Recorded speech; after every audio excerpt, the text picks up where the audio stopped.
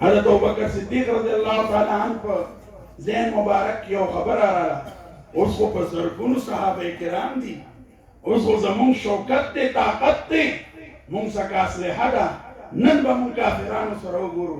په حق غزوې کې ورته شکست وشو. بیا الله پاک قرآن کې تفصیلا عرض کړي، وخت نشته، تاسو علماو نه اورئ. الله پاک ورته وفرمایل اصلې په زور سره په ځان باندې فخر مه کوئ، دا یو اسباب دي، اصل مسبب الاسباب دي چې څه الله غواړي هغه به کېږي. احد په میدان کې تاسو وکتله، وختي طور باندې صحابه کرامو ته شکست وشو. د رسول الله صلی الله علیه وسلم باره کې د شهادت افواه پیدا وشله. الحمدلله بیا هلته مسلمانانو ته الله فتح ورکړه. زما مسلمانانو وروڼو، خاص کر علماء کرام ډېر زر دل برداشته چې دا اوس نظم یې لګولی و، ما دې کې سوچ که ولې مونږ څه دومره دغه خو نه یو. الحمدلله مونږ مدرسې نه لاړو، بس لاړو، دین جوختۍ لرې کوي نه، دین جوختۍ، دین مونږ یو کوي. دا څومره الحمدلله زه چې نن د اسلام آباد نه دلته ناست یم، دا په څه وجه ده؟ د دنیا وجې له راغلم، پیسو له، مال له نه، د شیوخو حدیثو د خلفای کرامو قدمونو له راغلم. دا دین انسان له یو کوي. دا دنیا ده، نن یو پارټۍ کې، بله ورځ بل پارټۍ کې، بله ورځ بل پارټۍ کې. دین دی چې د دوه پارټیانې نشته، یو جنډه ده، لا اله الا الله محمد رسول الله. د دې لاندې چې څوک راغی هغه معزز دی، هغه که بلال دی، غریب دی، کافرانو وټکو هر څه ورسره وکړو، والله موزل رسول جوړ کړ، الله ولا اعزاز ورکړ.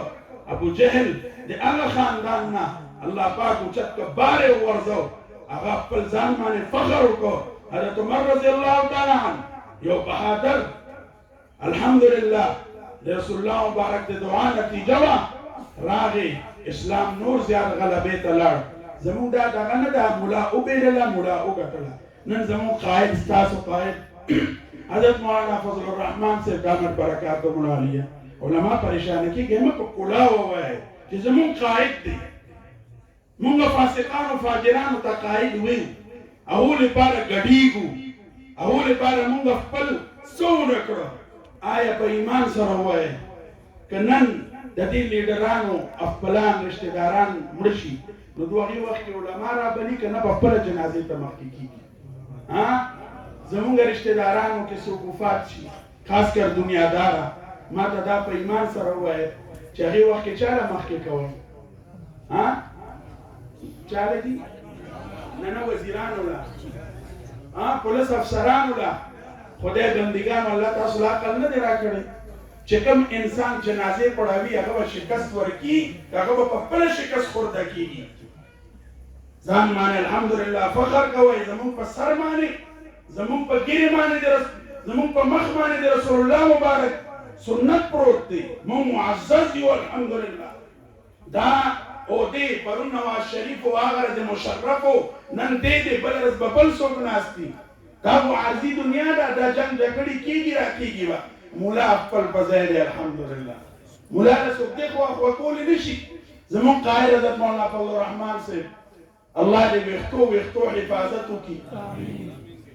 هغه کونسلر هم نه دی، که دې کونسلر دا کلین او دا څومره حکمرانان څومره چې دي دا ترنه ارد ګرد تاویږي لګیاري چې ولې نه تاویږي؟ الحمدلله عزت دین سره دی.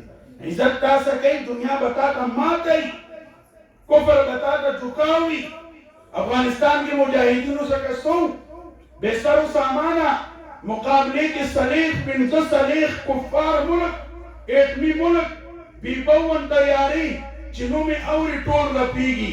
20 کاله جدوجہد نه بعد الحمدلله داسې امن یې راوسته چې نن کفار هم وایي چې داسې امن زموږ ملک کې هم راشي. نعره تکبیر، نعره تکبیر، تاجدار ختم نبوت زما مسلمانانو پریشانه کېږئ مه، علماو پریشانه